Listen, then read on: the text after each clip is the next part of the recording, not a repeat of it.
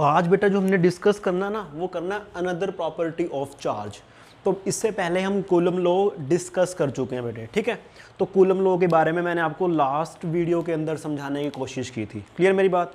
अब मेरी बात ध्यान से सुन बेटे, ये प्रॉपर्टी है क्या? ये एक ना मोस्ट इंपॉर्टेंट प्रॉपर्टी है बेटे। क्या ये मोस्ट इंपॉर्टेंट प्रॉपर्टी है? अब इस प्रॉपर्टी में है क्या बेटे, मान ले कि तेरे पास ना एक चार्ज रखा हो बेटे यहाँ पे Q1, सिमिलरली एक दूसरा चार्ज रखा हो बेटे कितना Q2, कितना रखा बेटे Q2। ऑब्वियस सी बात है बेटे कि सपोज करिए मैंने नेगेटिव चार्ज मान लिया, कितना मान लिया, नेगेटिव चार्ज मान लिया। तो ये जो Q2 चार्ज है बेटे इस वाले Q1 चार्ज के ऊपर फोर्स लगाएगा, और वो जो फोर्स लगेगा वो कैसे लगेगा बेटे, इन दोनों चार्ज पार्टिकल के सेंटर टू सेंटर, मतलब जो हमने लाइन ज्वाइनिंग की है ना उस लाइन के अलोंग में लगने वाला है। ये नेगेटिव चार्ज है, ये पॉजिटिव चार्ज है। तो ऑब्वियसली वो जो फोर्स लगेगा इस लाइन के अलोंग में लगने वाला है, और वो कितना लगने वाला बेटे, वो फोर्स ऑन 1 ड्यू टू 2। उसको मैंने ये लिख दिया बेटे। क्लियर है? समझ पाए? ठीक है जी, बहुत बढ़िया। अब ध्यान से सुन मेरी बात। क्या मान ले कहीं ना कहीं से, अब ये बात तो कन्फर्म है कि जितना फोर्स ये वाला चार्ज पार्टिकल इसके ऊपर लगा रहा है उतना ही फोर्स ये वाला चार्ज पार्टिकल इसके ऊपर भी लगाएगा, उसमें कोई शक वाली बात नहीं है। तो मैं केवल इस वाले चार्ज पार्टिकल के ऊपर कॉन्सेंट्रेट करना चाहता हूँ। सपोज कर कहीं ना कहीं से ना एक चार्ज पार्टिकल हो रहा है बेटे, क्या था वो था Q3। कौन सा था बेटे? वो Q3। ठीक है, अगर वो Q3 था, ऑब्वियस ही बात है बेटे कि ये Q3 पार्टिकल भी क्या करेगा, इस Q1 के ऊपर क्या करेगा बेटे, फोर्स लगाएगा। और वो जो फोर्स लगाएगा किस डायरेक्शन में लगाएगा, वो लगाएगा बेटे इस लाइन के अलोंग में, और वो होना चाहिए कितना बेटे, फोर्स ऑन 1 ड्यू टू 3 बेटे, फोर्स ऑन 1 ड्यू टू 3। अब अनदर प्रॉपर्टी ऑफ चार्ज में क्या है बेटे, अनदर प्रॉपर्टी ऑफ चार्ज ये मोस्ट इंपॉर्टेंट प्रॉपर्टी है। ये बोलती है क्या कि मान ले अगर Q3 चार्ज पार्टिकल ना होता तो Q2 चार्ज पार्टिकल Q1 के ऊपर फोर्स लगा रहा था, कितना बेटे, फोर्स ऑन 1 ड्यू टू 2। उसकी वैल्यू कितनी थी, ये वाली वैल्यू थी। क्लियर है? अब कहीं ना कहीं से चार्ज आ गया है Q3, वो भी क्या करे बेटे, इस Q1 चार्ज पार्टिकल के ऊपर फोर्स लगाएगा। कैसे लगाएगा बेटे, अलोंग द लाइन ज्वाइनिंग। तो अनदर प्रॉपर्टी ऑफ चार्ज बोलती है क्या कि इस Q3 चार्ज पार्टिकल, ये जो Q3 चार्ज पार्टिकल है ना बेटे, इसके ऊपर जो फोर्स लगा रहा है उस वाले फोर्स का इस फोर्स के ऊपर कोई इफेक्ट नहीं है। सिमिलरली ये Q2 चार्ज पार्टिकल इसके ऊपर फोर्स लगा रहा है बेटे, वो किस डायरेक्शन में लगा रहा है, वो लगा रहा है इस साइड के अंदर, मतलब फोर्स ऑन 1 ड्यू टू 2। तो इस फोर्स का इस वाले फोर्स के ऊपर कोई इफेक्ट नहीं है। तो मेरा कहने का मतलब ये है बेटे क्या कि अगर Q1 और Q2 क्या कर रहे हैं बेटे, आपस में एक दूसरे के ऊपर फोर्स लगा रहे हैं ना, तो उस फोर्स ऑफ इंटरेक्शन का बेटे इस Q3 चार्ज पार्टिकल के द्वारा लगाए गए फोर्स का कोई इफेक्ट नहीं होगा। कहने का मतलब ये है कि मान ले बेटे कि ये जो फोर्स लग रहा है ना वो 10 न्यूटन का लग रहा है। कितने का लग रहा है बेटे, 10 न्यूटन का। क्लियर है? और ये जो फोर्स लग रहा है वो कितना लग रहा है बेटे, वो लग रहा है 15 न्यूटन का। तो अनदर प्रॉपर्टी ऑफ चार्ज बोलते हैं बेटे क्या कि इस 10 न्यूटन के ऊपर ना, इस 10 न्यूटन के ऊपर, मतलब इन दोनों चार्ज पार्टिकल के फोर्स के ऊपर, यानी कि 10 न्यूटन लग रहा, उस 10 न्यूटन के ऊपर इस 15 न्यूटन का कोई इफेक्ट नहीं होगा। सिमिलरली इस 15 न्यूटन के ऊपर इस 10 न्यूटन वाले फोर्स का कोई इफेक्ट नहीं होगा।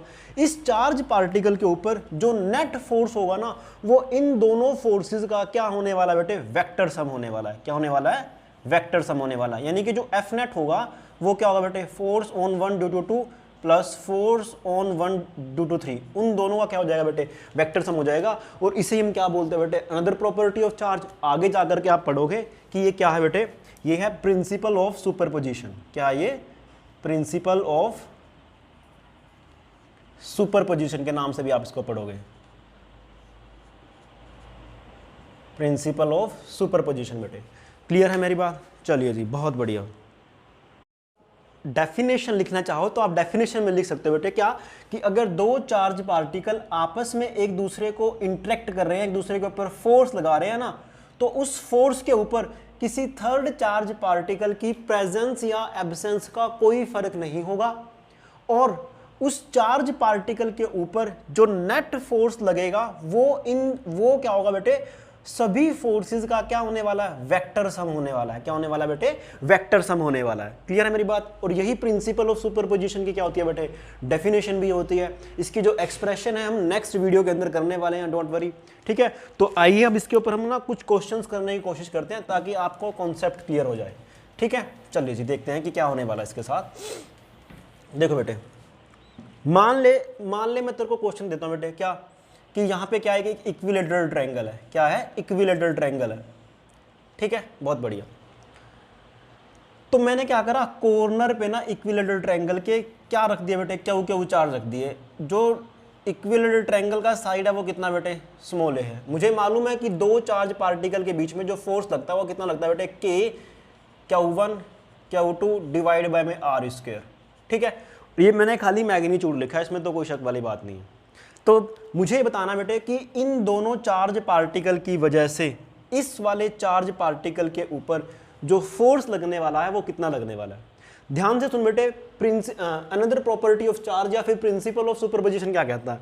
मान ले कि मैं इस वाले चार्ज पार्टिकल के ऊपर कॉन्सेंट्रेट करता हूं, तो ये वाला चार्ज पार्टिकल इस चार्ज पार्टिकल के ऊपर क्या लगाएगा बेटे, फोर्स लगाएगा। उस फोर्स के ऊपर इस वाले चार्ज पार्टिकल की प्रेजेंस और एब्सेंस का कोई फर्क नहीं होगा, ठीक है।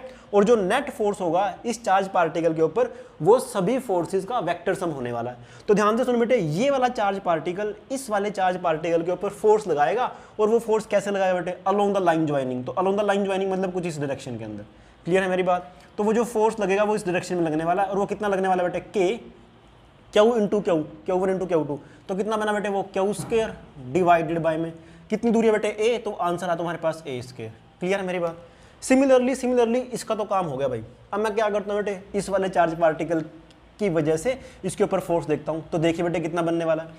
तो ये वाला चार्ज पार्टिकल बेटे इसके ऊपर फोर्स लगाएगा, इस वाले चार्ज पार्टिकल के ऊपर फोर्स लगाएगा, और उस फोर्स के ऊपर इस वाले चार्ज पार्टिकल की प्रेजेंस और एब्सेंस का कोई फर्क नहीं होगा। और जो नेट फोर्स होगा वो क्या होगा बेटे, सभी फोर्सेस का वेक्टर सम बन जाएगा। तो ये वाला चार्ज पार्टिकल इसके ऊपर फोर्स लगाएगा, और वो जो फोर्स लगाएगा कैसे लगाएगा बेटे, अलोंग द लाइन ज्वाइनिंग। तो अलोंग द लाइन ज्वाइनिंग मतलब कुछ इस डायरेक्शन में ऐसे, ठीक है। और वो भी कितना लगाया बेटे, के Q इंटू Q कितना बना बेटे, Q स्क्वायर डिवाइडेड बाय में A स्क्वायर, क्योंकि A क्या उनके बीच की दूरी है। अब बेटे नेट, अब इसके ऊपर कितने फोर्स लग रहे हैं बेटे, दो फोर्स लग रहे हैं। आपको मालूम है बेटे कि फोर्स कैसी क्वांटिटी है, वेक्टर क्वांटिटी है। तो मुझे इसको ना वेक्टर तरीके से इसको ट्रीट करना पड़ेगा, ठीक है। तो दो फोर्स लग रहे हैं बेटे। अगर ये इक्विलेटरल ट्रायंगल है तो ये एंगल कितना है बेटे, 60 डिग्री है। अगर ये 60 है तो ये भी 60 है। अगर ये 60 है तो डेफिनेटली भाई साहब ये भी 60 है। अब दो वेक्टर के बीच में अगर एंगल हो 60 डिग्री, कितना हो बेटे, 60 डिग्री, तो आप फॉर्मूले लगाते हो बेटे, vector triangle law vector addition पढ़े होंगे आपने, या फिर पैरेललोग्राम लॉ वेक्टर एडिशन पढ़े होंगे। मैं क्या करता हूं बेटे, मैं इसको एक वेक्टर मान लेता हूं, इसको एक वेक्टर मान लेता हूं, जिसका मैग्नीट्यूड कितना है, के Q square by A square, यानी कि इसको मैंने कितना माना बेटे, F मान लिया। सिमिलरली ये भी F मान लिया बेटे, ठीक है, क्योंकि दोनों का मैग्नीट्यूड क्या बराबर है। मैं क्या करता हूं, इसको एक कंप्लीट पैरेललोग्राम बना लेता हूं। तो जैसे ही आप इसको एक कंप्लीट पैरेललोग्राम बनाओगे वो बनेगा इस तरह से। तो जो पैरेललोग्राम होगा बेटे, उसका जो डायगोनल होता है वो किसकी तरह एक्ट करेगा बेटे, रिजल्टेंट की तरह एक्ट करेगा। और उसको मैं क्या बोलूँगा बेटे, मैं एफ नेट बोलने वाला हूँ। क्या बोलने वाला बेटे, एफ नेट। क्लियर है मेरी बात। तो अगर मुझे एफ नेट लिखना है तो अच्छा, इससे पहले एक छोटी सी और कहानी कि जिसको ध्यान है, हम क्या करते हैं बेटे कि सपोज करो कि आपके पास ये ए वेक्टर है। कौन सा वेक्टर है बेटे, ए वेक्टर है। उसका मैग्नीट्यूड कितना माना मैंने, स्मॉल ए मान लिया। ये हम वेक्टर्स की वीडियो हम ऑलरेडी कर चुके हैं बेटे। जिसने नहीं करी है तो एक बार प्लीज़ उनको गो थ्रू कर लेना, ताकि आपको वेक्टर एडिशन के बारे में मालूम पड़ जाए, ठीक है। वहाँ मैंने अच्छे से एक्सप्लेनिंग करी है इन चीज़ों की। तो सपोज कर बेटे क्या, ये बी वेक्टर है। कौन सा वेक्टर है बेटे, बी वेक्टर है। ये क्या है बेटे, उसका मैग्नीट्यूड कितना माना मैंने, स्मॉल ए माना। तो मुझे इन दोनों वेक्टर के बीच में जो एंगल बनाया मैंने, थीटा बना दिया बेटे, ठीक है। तो मुझे क्या करना है, इन दोनों वेक्टर का रिजल्टेंट बनाना है। रिजल्टेंट मतलब कि इन दोनों वेक्टर की जगह मैं खाली एक वेक्टर से ही काम चलाना चाहता हूँ, और उसको मैं क्या बोलता हूँ बेटे, रिजल्टेंट ऑफ द वेक्टर बोल देता हूँ। तो आप क्या करो, इसको एक कंप्लीट पैरेललोग्राम बना दो, ऐसे जो मैंने वहाँ पे किया है। बना दिया भैया, बहुत बढ़िया, शाबाश। ओके। अब उसका जो डायगोनल होगा ना इस पैरेललोग्राम का, वो एक रिजल्टेंट की तरह एक्ट करेगा, जिसको मैं क्या बोलूँगा बेटे, आर वेक्टर। और आर वेक्टर का जो मैग्नीट्यूड होने वाला है, आर वेक्टर का मैग्नीट्यूड वो कितना होने वाला बेटे, वो होने वाला अंडर रूट ऑफ ए का ए स्क्वायर, मतलब ए वेक्टर के मैग्नीट्यूड का स्क्वायर, प्लस बी वेक्टर के मैग्नीट्यूड का square plus 2 into A into B into cos of theta. Clear है बेटे।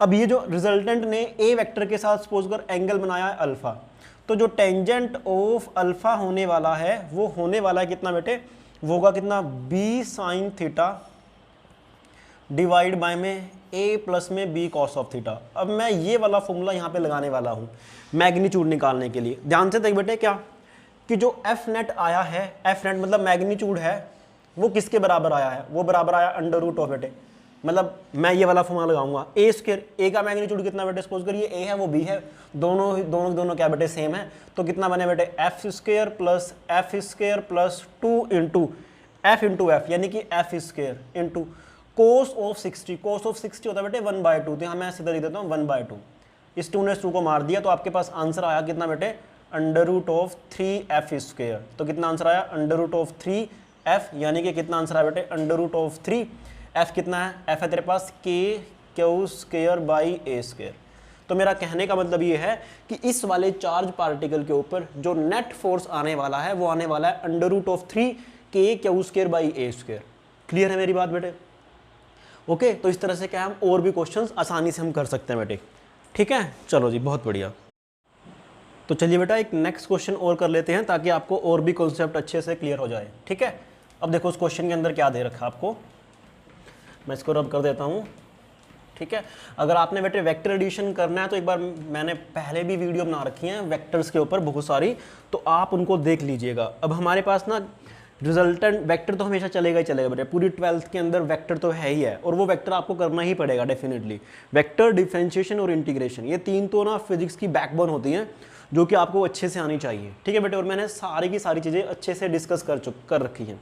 मान लो बेटे आपको नेक्स्ट क्वेश्चन देता हूँ मैं, क्या सपोज कर कि आपके पास ये ना एक स्क्वायर है, क्या बेटे ये स्क्वायर है, उस स्क्वायर का जो साइड मैंने माना है वो स्मॉल ए मान लिया। ठीक है, बहुत बढ़िया। यहाँ पे चार्ज रखा हुआ है स्मॉल क्यू, यहाँ पे चार्ज रखा हुआ है स्मॉल क्यू, यहाँ पे चार्ज रखा हुआ है स्मॉल क्यू, यहाँ पे चार्ज रखा हुआ बेटे कितना स्मॉल क्यू।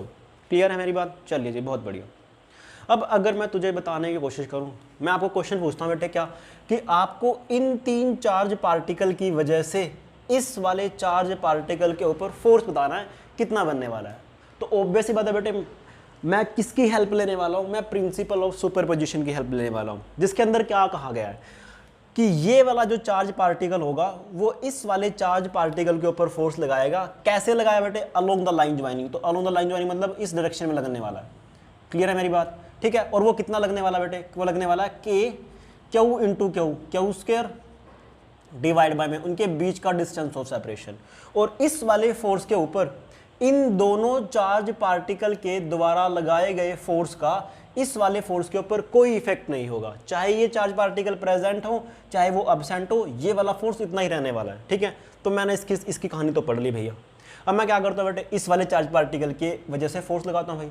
ये कितना लगाया बेटे, वो भी लगाएगा अलोंग द लाइन ज्वाइनिंग, तो कुछ इस फॉर्म में लगाने वाला। वो कितना लगाने वाला बेटे, वो लगाने वाला है K Q square divide by में ए स्क्वायर। कितना लगाएगा, के क्यू स्क्वायर डिवाइड बाय में ए स्क्वायर बेटे। ठीक है, और इस वाले फोर्स का इन दोनों चार्ज पार्टिकल के द्वारा लगाए गए फोर्स का कोई इफेक्ट नहीं होगा। ठीक है, मतलब चाहे ये पार्टिकल प्रेजेंट हो चाहे ये एब्सेंस हो, प्रेजेंट हो चाहे एब्सेंट हो, ये वाला फोर्स इतना ही रहने वाला है। अब ध्यान से सुन बेटे, मैंने दोनों की वजह से निकाल लिया। अभी तो ये वाला चार्ज पार्टिकल पड़ा है, तो मुझे मालूम है बेटे मैं सबसे पहले क्या करूंगा, इन दोनों फोर्सेज को एक सिंगल वेक्टर के अंदर रिजोल्व करने की कोशिश करूंगा।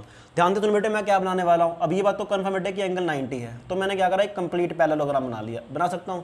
सपोज कर बेटे कि दोनों का मैग्नीट्यूड बराबर है, तो उसको मैंने एफ मान लिया, इसको मैंने कितना मान लिया बेटे, एफ ही मान लिया।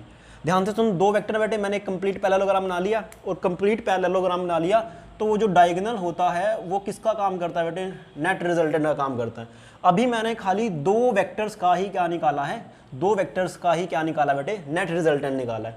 अगर 2 वेक्टर हैं, दोनों वेक्टर सेम हैं, उनके बीच में एंगल है 90 डिग्री, तो ध्यान से सुन बेटे कोस 90 होता है तेरा 0, तो ये वाले टर्म तेरी 0 बन जाएगी। ठीक है, और 2 वेक्टर हैं, दोनों का मैग्नीट्यूड कितना बेटे, सेम है, तो जो नेट रिजल्टेंट आता है, मतलब जो नेट फोर्स आता है, मैंने इसको कितना मान लिया, एफ नेट डैश मान लिया। कितना मान लिया बेटे, एफ नेट डैश मान लिया, एफ नेट डैश मान लिया इन दोनों फोर्सेस का वेक्टर सम, और वो कितना होगा, ऑब्वियस सी बात है बेटे, कितना बनने वाला है, वो बनने वाला है F square plus F square. कितना आंसर आएगा, कितना आंसर आएगा, under root of 2 F square, यानी कितना आंसर आया बेटे, अंडर रूट ऑफ 2 एफ आ गया।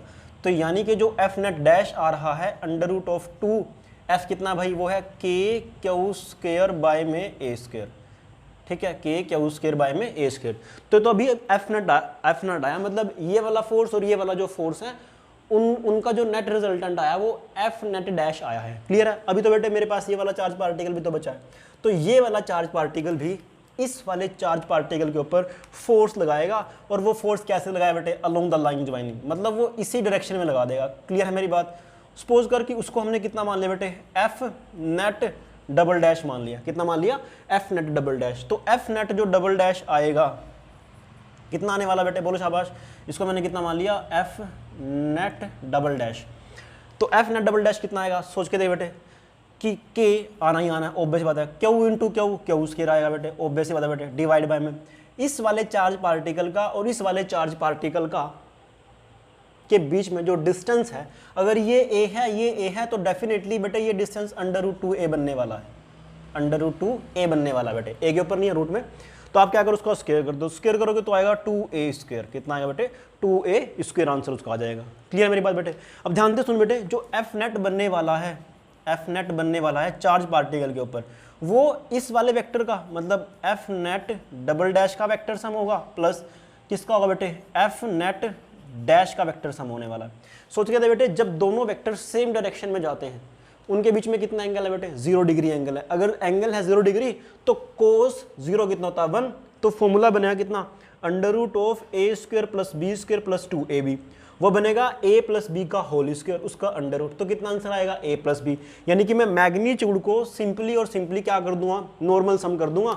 तो एफ नेट डबल डैश का कितना मैग्नीट्यूड है बेटे, वो है K Q square by 2a square, plus F net dash का कितना मैग्नीट्यूड है बेटे, वो है under root of 2k Q square divide by में a स्क्वायर। तो आपको इतना ही करना है जस्ट, ठीक है। तो ये क्या आ गया बेटे, एफ नेट का जो एफ नेट था ना, उसका जो मैग्नीट्यूड था वो ये वाला बनने वाला है। क्लियर मेरी बात। और अगर आपसे डायरेक्शन पूछे तो डेफिनेटली आप क्या अपना दो बेटे, ये अल्फा ले लो, ठीक है, टेंजेंट अल्फा परपेंडिकुलर अपॉन में बेस, तो परपेंडिकुलर जो जा रहा है वो नीचे की तरफ जा रहा है, ठीक है, ऑब्वियस होता है। तो आप इसको मैग्नीट्यूड को कितना ले लोगे बेटे, ऑब्वियसली कितना लेने वाले हो, क्या लेने वाले हो इसको, मतलब नेगेटिव में ले लोगे, आपका जो आंसर आएगा वो नेगेटिव में आ जाएगा। क्लियर है मेरी बात। चलो जी, बहुत बढ़िया, शाबाश। अभी सोच के देख, ये माइनस के 45 डिग्री बनने वाला है, ठीक है, इसमें तो कोई शक वाली बात नहीं, जो अल्फा का वैल्यू आएगा माइनस 45 डिग्री ही आएगा, ठीक है।